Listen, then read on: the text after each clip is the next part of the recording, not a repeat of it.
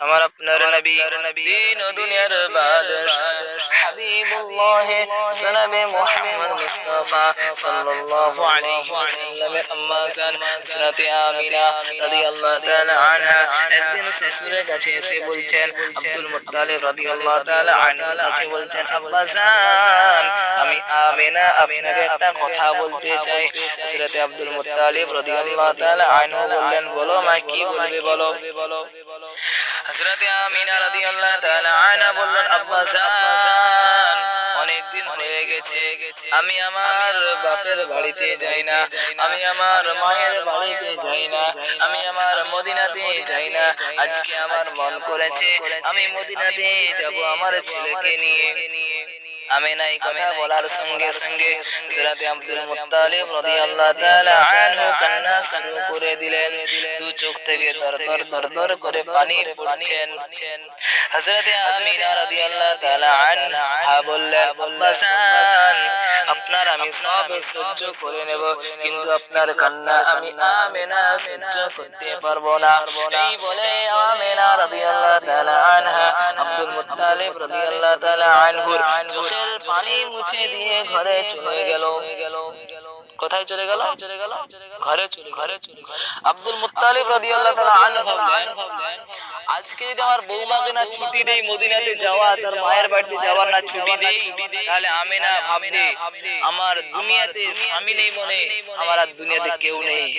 শ্বশুরের কাছে আমি ছুটি করতে গেলাম, কিন্তু শ্বশুর ছুটি দিল না। আমিনারা ভাবতে পারে, কি ভাবছে? আব্দুল মুত্তালিব ভাবছে। এই কথা ভেবে হযরত আব্দুল মুত্তালিব রাদিয়াল্লাহু তাআলা আনহু আমিনাকে ডাকলেন, মা বৌমা এদিকে বেরিয়ে এসো। হযরত আমিনা রাদিয়াল্লাহু তাআলা আনহু ঘর থেকে বেরিয়ে বললেন, কি হয়েছে আব্বা জান, আমাকে ডাকছেন কেন? হযরত আব্দুল মুত্তালিব রাদিয়াল্লাহু তাআলা আনহু বললেন, মা আমিনা আপনাকে আমি ছাড়তে পারি, কিন্তু এক সপ্তাহের বেশি ছাড়তে পারবো না। হযরত আমিনা রাদিয়াল্লাহু তাআলা আনহা বললেন, ঠিক আছে আব্বা জান আমি এক সপ্তাহে চলে আসবো। হযরত আব্দুল মুত্তালিব রাদিয়াল্লাহু তাআলা আনহু বললেন, মা আমিনা আমি তোমাকে এই কারণে ছুটি দিতে চাইলাম না, আমার ছেলে আব্দুল্লাহ ওই রাস্তা দিয়ে গিয়েছিল, ওই রাস্তা থেকে আর ফিরে আসে না। আমি যদি তোমাকে ছাড়ি বৌমা আমিনা, তুমি যদি না ফিরে আসো, আমি আব্দুল মুত্তালিবকে কে পানি দেবে গোসল করার পরে, কে টাইম মতো আমাকে খানা দেবে? হযরত আমিনা রাদিয়াল্লাহু তাআলা আনহা বললেন, আব্বা জান আমি যাব না। হযরত আব্দুল মুত্তালিব রাদিয়াল্লাহু তাআলা আনহু বললেন, ঠিক আছে মা তুমি যাও, কিন্তু তোমাকে আমি একাকে ছাড়বো না, তোমার সঙ্গে এক দুটো মেয়েকে দিয়ে দিচ্ছি, তাদেরকে সাথে করে নিয়ে তুমি চলে যাও। হযরত আমিনা রাদিয়াল্লাহু তাআলা আনহা বললেন, ঠিক আছে আব্বা জান আপনার যাকে পছন্দ যাকে ইচ্ছা তাকে আমার সঙ্গে দিন। হযরত আব্দুল মুত্তালিব রাদিয়াল্লাহু তাআলা আনহু উম্মে আইমানকে ডাকলেন, মা উম্মে আইমান এদিকে আসো।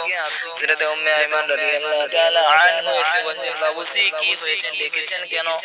হযরত আব্দুল মুত্তালিব রাদিয়াল্লাহু তাআলা আনহু বললেন, উম্মে আইমান আমার বৌমা আজকে মদিনাতে যাবে, তুমি আমার বৌমার সঙ্গে যাও, আমার বৌমার খিদমত করবে, আমার বৌমা যেটা বলবে সেটা শুনবে, বৌমাকে কষ্ট দেবে না। হযরত আব্দুল মুত্তালিব এই কথা বলার সঙ্গে সঙ্গে উম্মে আইমান রাদিয়াল্লাহু তাআলা আনহা বললেন, ঠিক আছে বাবুজি আমি আমিনার সঙ্গে থাকবো, আমিনার খিদমত করব, আমিনার কোনো কষ্ট হতে দেব না। এই বলে সমস্ত জিনিস গুছিয়ে নিলেন, গুছিয়ে নিয়ে উটের পিঠে উঠে গেলেন।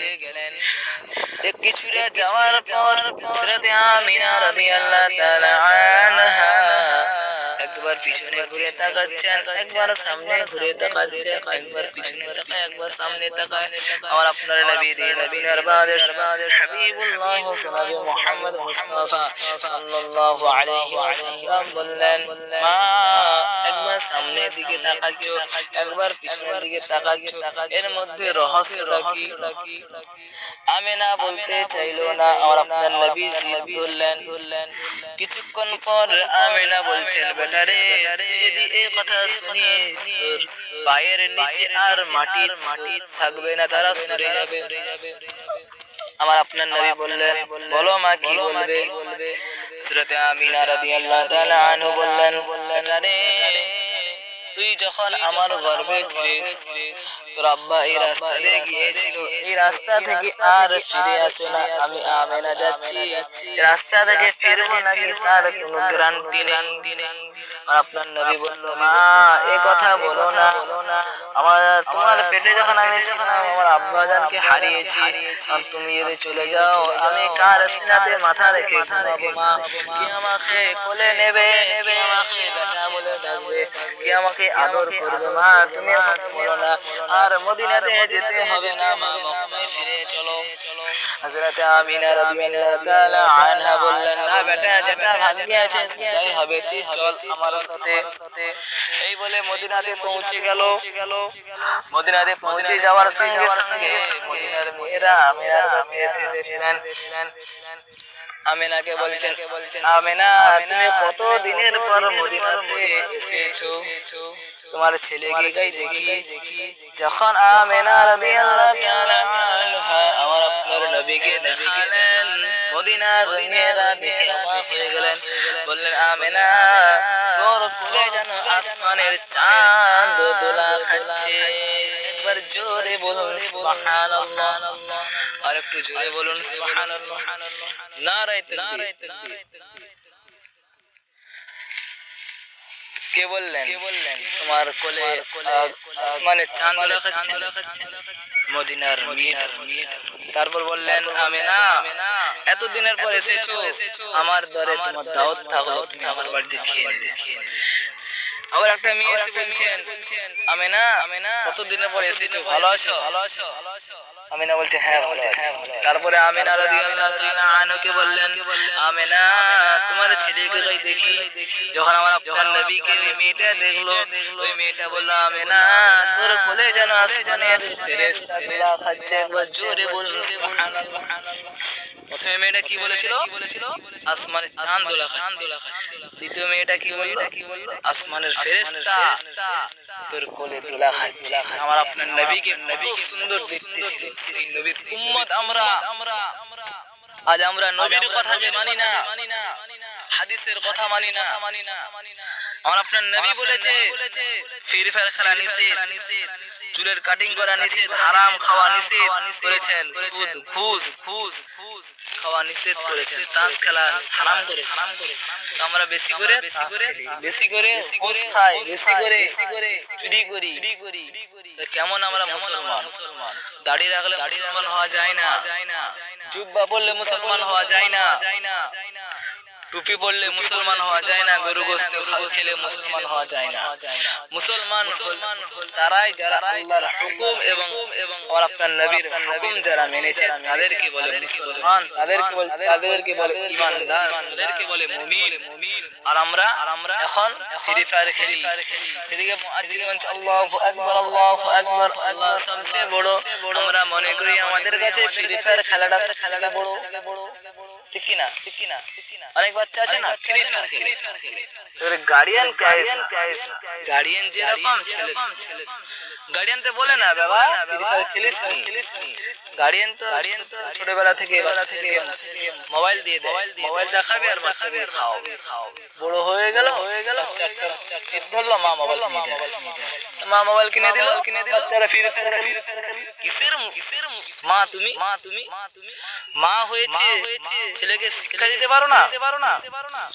এই তো আমাদের ঈমান। আমাদের ঈমান কোথায়? আজ মুসলমান মার খাচ্ছে এমনি ঈমান কমে স্তরে। মুসলমান যে তাস খেলে, মুসলমান যদি ঘুষ খায়, মুসলমান যদি হারাম কাজ করে, মুসলমান মার খাবে না, কে মার খাবে? ঠিক কি না?